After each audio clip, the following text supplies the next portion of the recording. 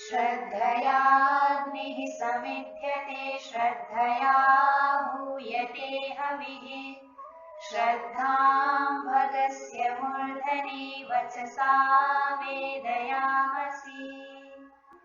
ॐ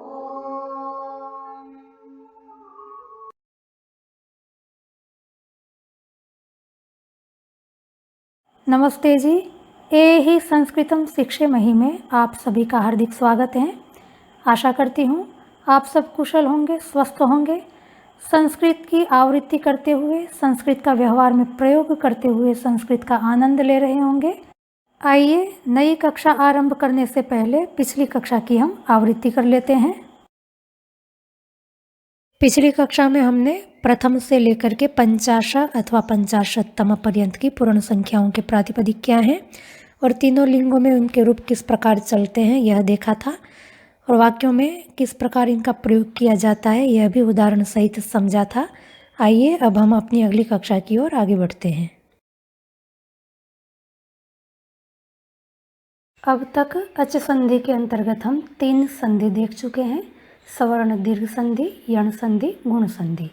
आइए आज देखते हैं चौथी संधि वृद्धि संधि।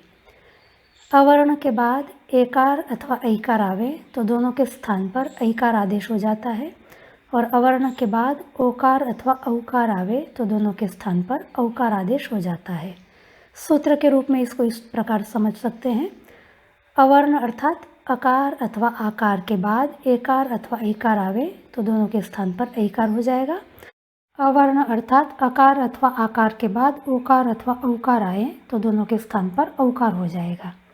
ऐकार औकार इन दोनों को संस्कृत में वृद्धि कहते हैं, अतः इस संधि का नाम वृद्धि संधि है। आइए उदाहरण से समझते हैं। पहले देखेंगे अकार अथवा आकार के बाद एकार अथवा ऐकार आए तो दोनों के स्थान पर ऐकार हो जाएगा। उदाहरण है न एव, न का अंतिम वर्ण अकार है, एव का प्रथम वर्ण एकार है, दोनों के स्थान पर ऐकार आदेश हो जाएगा, अतः संधियुक्त रूप बनेगा नैव। तथा एव, तथा का अंतिम वर्ण आकार है, एव का प्रथम वर्ण एकार है, दोनों के स्थान पर ऐकार आदेश हो जाएगा, अतः संधियुक्त रूप बनेगा तथैव। प्रऐशयत, प्र का अंतिम वर्ण अकार है, ऐशयत का प्रथम वर्ण ऐकार है, दोनों के स्थान पर ऐकार आदेश हो जाएगा, अतः संधियुक्त रूप बनेगा प्रैशयत। प्रेषी धातु का लंग लकार का रूप है प्रैशयत। सदा ऐच्छत, सदा का अंतिम वर्ण आकार है, ऐच्छत का प्रथम वर्ण ऐकार है, दोनों के स्थान पर ऐकार आदेश हो जाएगा, अतः संधियुक्त रूप बनेगा सदैच्छत अर्थात हमेशा चाहा। अब देखेंगे अवर्ण के बाद ओकार अथवा औकार आए तो दोनों के स्थान पर औकार आदेश हो जाता है। उसके उदाहरण है गुड़ ओदनम, गुड़ का अंतिम वर्ण अकार है, ओदम का प्रथम वर्ण ओकार है, दोनों के स्थान पर औकार आदेश हो जाएगा, संधियुक्त रूप बनेगा गुड़ौदनम अर्थात गुड़ और चावल। महा औषधम, महा का अंतिम वर्ण आकार है, औषधम का प्रथम वर्ण ओकार है, दोनों के स्थान पर वृद्धि संधि हो जाएगी, औकार आदेश हो जाएगा, अतः संधियुक्त रूप बनेगा महौषधम। दंत औष्ठ्य, दंत का अंतिम वर्ण अकार है, औष्ठ्य का प्रथम वर्ण औकार है, दोनों के स्थान पर औकार आदेश हो जाएगा, अतः संधियुक्त रूप बनेगा दंत्यौष्ठ्य। दांत और ओष्ठ के सहयोग से उच्चरित वर्ण को दंत्यौष्ठ वर्ण कहते हैं। नवा औषधि, नवा का अंतिम वर्ण आकार है, औषधि का प्रथम वर्ण औकार है, दोनों के स्थान पर वृद्धि संधि हो जाएगी, औकार आदेश हो जाएगा, अतः संधियुक्त रूप बनेगा नवौषधि। नई औषधि दवाई को नवौषधि कहते हैं। अब आपको समझ में आ गया होगा कि वृद्धि संधि किस प्रकार की जाती है। संक्षिप्त में एक बार देख लेते हैं। अवर्ण अर्थात अकार अथवा आकार के बाद एकार अथवा ऐकार आए तो दोनों के स्थान पर ऐकार आदेश हो जाता है, और अवर्ण अर्थात अकार अथवा आकार के बाद ओकार अथवा औकार आए तो दोनों के स्थान पर औकार आदेश हो जाता है। इसको वृद्धि संधि कहते हैं। आइए चारों अच संधि को एक साथ देखते हैं जिससे कि स्पष्ट हो जाए कि कब कौन सी संधि करनी है। सबसे पहले है सवर्ण दीर्घ संधि। अवर्ण के बाद अवर्ण आए अर्थात अकार अथवा आकार के बाद अकार अथवा आकार आए तो दोनों के स्थान पर आकार आदेश हो जाएगा। इवर्ण के बाद इवर्ण अर्थात ह्रस्व इकार अथवा दीर्घ इकार के बाद ह्रस्व इकार अथवा दीर्घ इकार आए तो दोनों के स्थान पर दीर्घ इकार आदेश हो जाएगा। उवर्ण के बाद उवर्ण अर्थात ह्रस्व उकार अथवा दीर्घ उकार के बाद ह्रस्व उकार अथवा दीर्घ उकार आए तो दोनों के स्थान पर दीर्घ उकार आदेश हो जाएगा। रिवर्ण के बाद रिवर्ण अर्थात ह्रस्व रिकार और दीर्घ रिकार के बाद ह्रस्व रिकार अथवा दीर्घ रिकार आए तो दोनों के स्थान पर दीर्घ रिकार आदेश हो जाएगा। अवर्ण का सवर्ण दीर्घ आकार है, इवर्ण का सवर्ण दीर्घ इकार है, उवर्ण का सवर्ण दीर्घ उकार है और रिवर्ण का सवर्ण दीर्घ रिकार है, इसलिए इस संधि का नाम सवर्ण दीर्घ संधि है। अब देखते हैं यण संधि। इवर्ण अर्थात ह्रस्व इकार अथवा दीर्घ इकार के बाद ह्रस्व इकार अथवा दीर्घ इकार को छोड़कर कोई भी स्वर आए अर्थात सवर्ण स्वर को छोड़कर कोई भी स्वर आए तो ह्रस्व इकार अथवा दीर्घ इकार के स्थान पर यकार आदेश हो जाएगा। यहाँ पर ध्यान रखें, दोनों के स्थान पे नहीं हो रहा है, केवल इवर्ण के स्थान पर ही यकार आदेश होगा।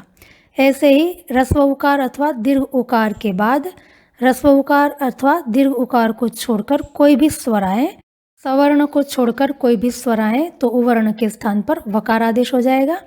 और ह्रस्व रिकार अथवा दीर्घ रिकार के बाद रिवर्ण को छोड़कर कोई भी स्वर आए तो रिवर्ण के स्थान पर रेफ आदेश हो जाएगा। यकार वकार रेफ इन तीनों को संस्कृत व्याकरण में यण कहते हैं, इसलिए इस संधि का नाम यण संधि है। तीसरी संधि है गुण संधि। अवर्ण के बाद इवर्ण आए तो दोनों के स्थान पर एकार आदेश हो जाएगा। अवर्ण के बाद उवर्ण आए तो दोनों के स्थान पर ओकार आदेश हो जाएगा और अवर्ण के बाद रिवर्ण आए तो दोनों के स्थान पर अर आदेश हो जाएगा। एकार ओकार अर इन तीनों को संस्कृत व्याकरण में गुण कहते हैं, इसलिए इस संधि का नाम गुण संधि है। चौथी संधि है वृद्धि संधि। अवर्ण के बाद एकार अथवा ऐकार आए तो दोनों के स्थान पर ऐकार आदेश हो जाएगा और अवर्ण के बाद ओकार अथवा औकार आए तो दोनों के स्थान पर औकार आदेश हो जाएगा। ऐकार और औकार को संस्कृत व्याकरण में वृद्धि कहते हैं, इसलिए इस संधि का नाम वृद्धि संधि है। यहाँ आप देख सकते हैं कि अवर्ण के बाद यदि अवर्ण आता है तो सवर्ण दीर्घ संधि होती है और अवर्ण के बाद यदि इवर्ण आए, उवर्ण आए अथवा रिवर्ण आए तो गुण संधि होती है और अवर्ण के बाद एकार अथवा ऐकार आए अथवा अवर्ण के बाद ओकार अथवा औकार आए तो वृद्धि संधि होती है। और इवर्ण के बाद यदि इवर्ण आता है तो सवर्ण दीर्घ संधि होती है और इवर्ण के बाद इवर्ण को छोड़ करके और कोई स्वर आता है तो यण संधि होती है। ऐसे ही उवर्ण के बाद उवर्ण आएगा तो सवर्ण दीर्घ संधि होगी और उवर्ण के बाद उवर्ण को छोड़कर और कोई स्वर आएगा तो यण संधि होगी और रिवर्ण के बाद भी रिवर्ण आएगा तो दीर्घ संधि होगी और रिवर्ण के बाद रिवर्ण को छोड़ करके और कोई स्वर आएगा तो यण संधि होगी। अब आपको चारों ही संधियां स्पष्ट हो गई होंगी, कौन सी संधि कब करनी है। संधि भी करनी आनी चाहिए और संधि युक्त रूप हमें दिया हुआ है तो उसका विच्छेद करना भी आना चाहिए। संधि और संधि विच्छेद दोनों का अभ्यास करें और वाक्य में जहाँ कहीं भी इन चारों में से कोई भी संधि प्राप्त हो तो अवश्य करें, जिससे कि अभ्यास बना रहेगा, याद नहीं रखना पड़ेगा, सहजता से हमें संधियाँ याद हो जाएंगी। आइए आज पंचमी विभक्ति का एक नया नियम समझते हैं। बही ही अव्यय का प्रयोग होने पर संबंधित शब्द में पंचमी विभक्ति का प्रयोग होता है। बही ही इस अव्यय का अर्थ होता है के बाहर। अब जिसके बाहर बात की जा रही है उसमें हमें पंचमी विभक्ति का प्रयोग करना है। उदाहरण से समझते हैं। घर के बाहर एक अजनबी को देखकर बच्ची ने पुलिस को सूचित किया। अब यहाँ पर किसके बाहर की बात हो रही है? घर के बाहर की। तो के बाहर का अनुवाद करने के लिए बही ही इस अव्यय का प्रयोग करना है और घर इसमें पंचमी विभक्ति का प्रयोग करना है। घर को संस्कृत में गृह कहते हैं, नपुंसकलिंग प्रातिपदिक है। पंचमी विभक्ति एक वचन में रूप बनेगा गृहात, अतः घर के बाहर इसका अनुवाद होगा गृहात बही ही। शेष वाक्य का अनुवाद करेंगे। क्रिया है सूचित किया। सूचित करने के लिए हमें सूची धातु का प्रयोग करना है, पाठी के समान रूप चलेंगे। भूतकाल होने से लंग लकार की क्रिया का प्रयोग होगा। किसने सूचित किया? बच्ची ने। बच्ची सूचित करने की क्रिया का कर्ता है। किसको सूचित किया? पुलिस को। पुलिस सूचित करना इस क्रिया का कर्म है। पुलिस को संस्कृत में पुरुष कहते हैं, अकारांत पुल्लिंग प्रातिपदिक है। देखकर इसका अनुवाद करने के लिए हमें त्वा प्रत्ययांत शब्द का प्रयोग करना होगा। दृश्य धातु त्वा प्रत्ययांत शब्द बनता है दृष्टवा।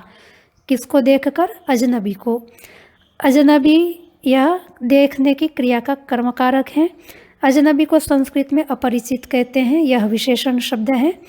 अजनबी को देखकर इसका अर्थ है कि अजनबी पुरुष को देखकर। यद्यपि वाक्य के अंदर पुरुष यह विशेष्य साक्षात नहीं पड़ा हुआ है, पर प्रवाह से हमें आराम से पता चलता है कि यहाँ पर अजनबी जो है वो कोई पुरुष है, इसलिए हमें अपरिचित इस शब्द के रूप पुल्लिंग में चलाने हैं। कर्मकारक होने से द्वितीय विभक्ति का प्रयोग करना है। एक यह पुरुष का विशेषण है, यतः एक के भी रूप में पुल्लिंग द्वितीय विभक्ति में चलाने हैं। वाक्य का अनुवाद होगा, गृहात् बहिः एकम अपरिचितम दृष्ट्वा बालिका पुरुषम असूचयत। आगे वाक्य है, भारत से बाहर जाकर भी हम अपनी संस्कृति को न भूलें। से बाहर का अनुवाद करने के लिए हमें बहिः अव्यय का प्रयोग करना है। कहाँ से बाहर? भारत से। तो भारत का अनुवाद करने के लिए हमें पंचमी विभक्ति का प्रयोग करना होगा। भारत को संस्कृत में भारत देश कहते हैं, अकारांत पुल्लिंग प्रातिपदिक है, अतः भारत देश से बाहर इसका अनुवाद होगा भारत देशात बहिः। शेष वाक्य का अनुवाद करेंगे। क्रिया है भूलें। भूलें का अनुवाद करने के लिए हमें विपूर्वक स्मृति धातु का प्रयोग करना है। अनुनय होने से हमें विधिलिंग का प्रयोग करना है। न का अनुवाद करने के लिए हम माँ अव्यय का प्रयोग करेंगे। न भूलने की क्रिया करने वाले हम हैं, अतः हम कर्ताकारक हैं। किसको नहीं भूलना? संस्कृति को। संस्कृति कर्मकारक है। संस्कृत में संस्कृति को संस्कृति ही कहते हैं, इकारांत स्त्रीलिंग प्रातिपदिक है। किसकी संस्कृति? अपनी संस्कृति। अपनी अर्थात हमारी। हमारी यह संबंध शब्द है। अनुवाद करने के लिए हमें षष्ठी विभक्ति का प्रयोग करना होगा। अस्मद षष्ठी विभक्ति बहुवचन का प्रयोग करेंगे। भी का अनुवाद करने के लिए अपि अव्यय का प्रयोग करना है।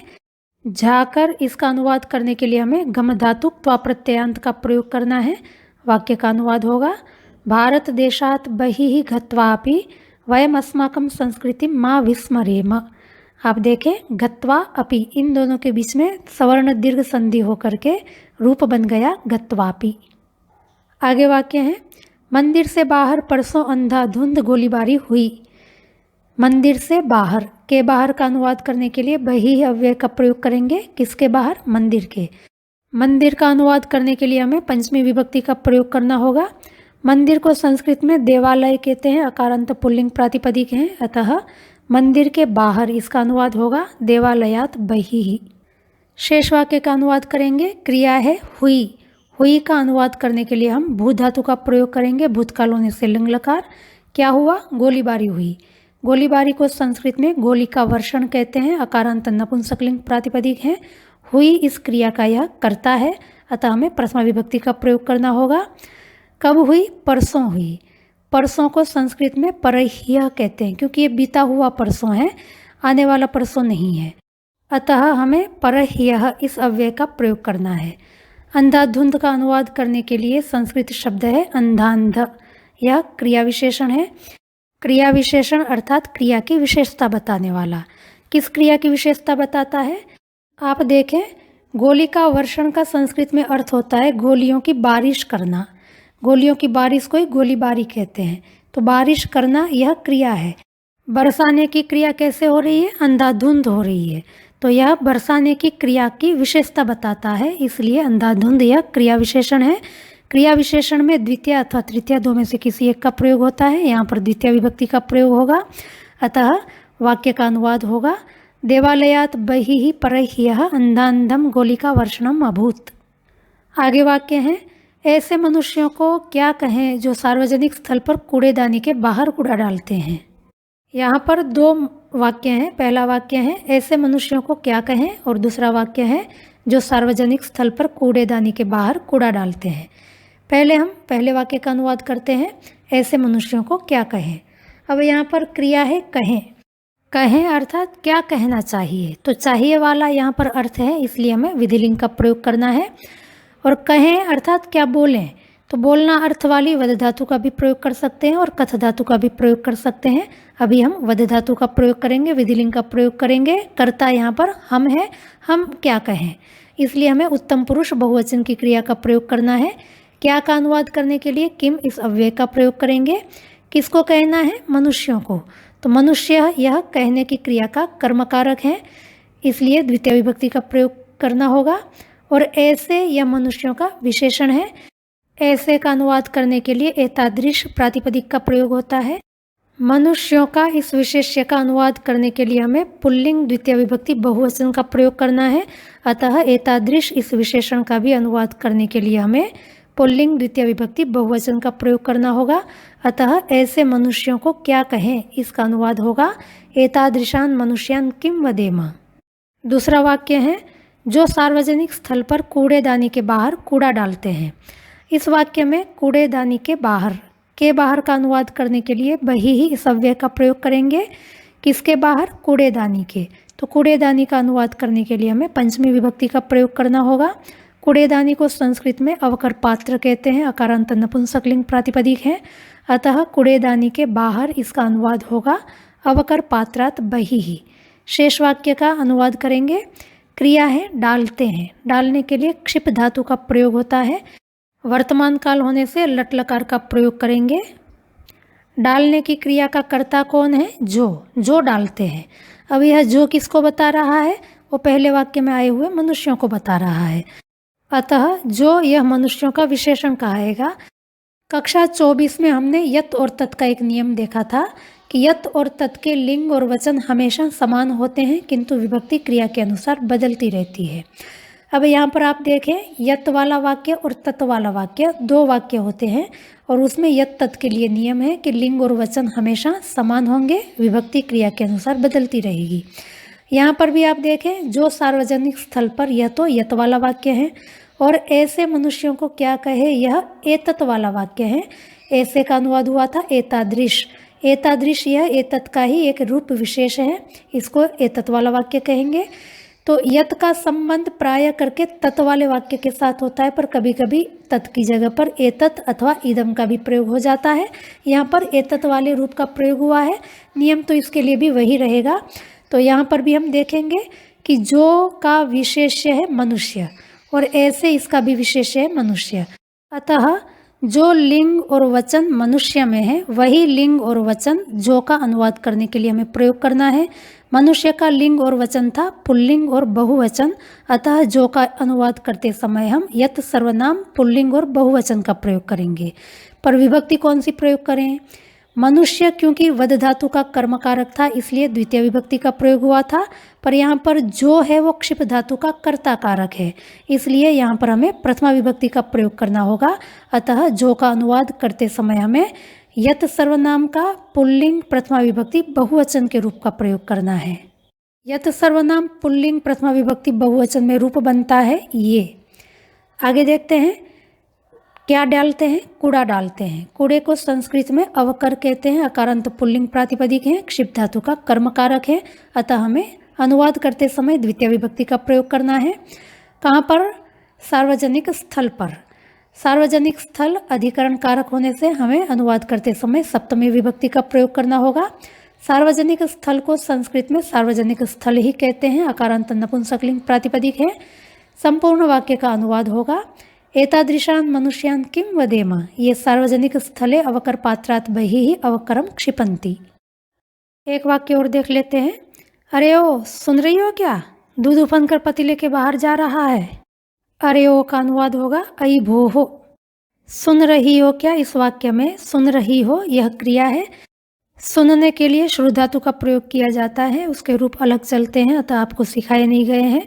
पर यहाँ पर कोई पति है जो पत्नी को कह रहा है कि आप सुन रही हो क्या, तो कर्ता क्योंकि आप है इसलिए हमें श्रुत धातु का प्रथम पुरुष एक वचन की क्रिया का प्रयोग करना है। प्रथम पुरुष एक वचन में क्रिया होगी शृणोति। क्या का अनुवाद करने के लिए हमें किम अव्यय का प्रयोग करना है, तो सुन रही हो क्या इसका अनुवाद होगा शृणोति किम।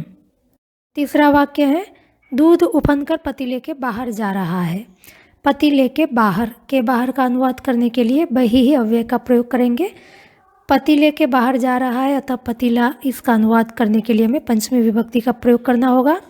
पतीले को संस्कृत में ऊखा कहते हैं, आकारांत स्त्रीलिंग प्रातिपदिक है।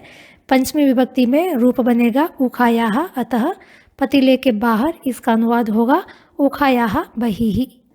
जा रहा है इसके लिए हमें गम धातु का प्रयोग करना है, वर्तमान काल होने से लट लकार का प्रयोग करेंगे।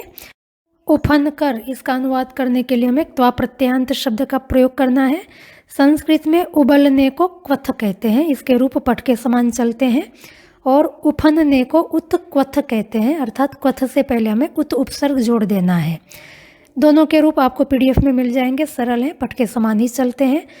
उफन कर इसका अनुवाद करने के लिए हमें उत्पूर्वक क्वथ धातु से त्वा प्रत्यय लगाकर रूप बनाना है, उत्क्वथित्वा। क्या उफन कर जा रहा है? दूध। तो दूध उफनने की क्रिया का भी कर्म है और जाने की क्रिया का भी कर्म है, अतः हमें द्वितीय विभक्ति का प्रयोग करना होगा। तो वाक्य बनेगा दुग्धम उत्क्वथित्वा उखायाः बहिः गच्छति। पतीली को संस्कृत में स्थाली भी कहते हैं, इकारांत स्त्रीलिंग प्रातिपदिक है। यदि हम स्थाली का प्रयोग करेंगे तब वाक्य बनेगा दुग्धम उत्क्वथित्वा स्थाल्याः बहिः गच्छति। आशा करती हूँ बहिः इस अव्यय का प्रयोग किस प्रकार करना है यह अच्छी तरह से समझ में आ गया होगा।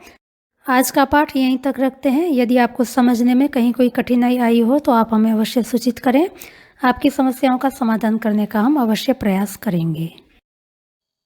यदि आप अपने इष्ट मित्र साथी को संस्कृत पाठशाला से जोड़ना चाहते हैं या स्वयं जुड़ना चाहते हैं तो आप देखेंगे हर वीडियो के नीचे उल्टे तीर का यहाँ पर एक निशान रहता है, उस पर यदि आप क्लिक करेंगे तो डिस्क्रिप्शन बॉक्स खुल जाएगा और नीचे जा कर के आप देखें टेलीग्राम पर चलने वाली हमारी संस्कृत पाठशाला की लिंक दी हुई है और व्हाट्सएप पर भी हमारे 7 ग्रुप चलते हैं, 8 ग्रुप चलते हैं, उसकी भी यहाँ पर लिंक दी हुई है।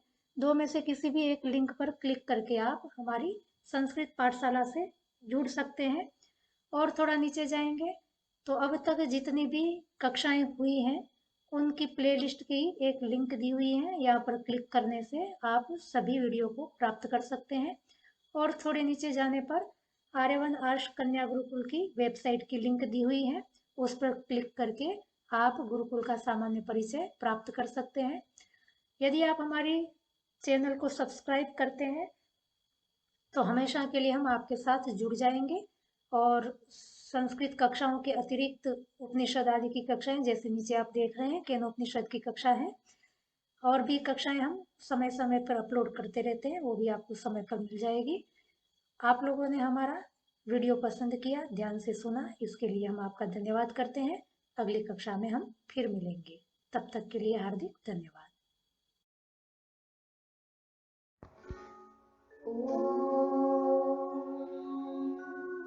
श्रद्धां प्रातर्हवामहे श्रद्धां मध्यं दिनं परि श्रद्धां सूर्यस्य निमृचे श्रद्धे श्रद्धापये हनः।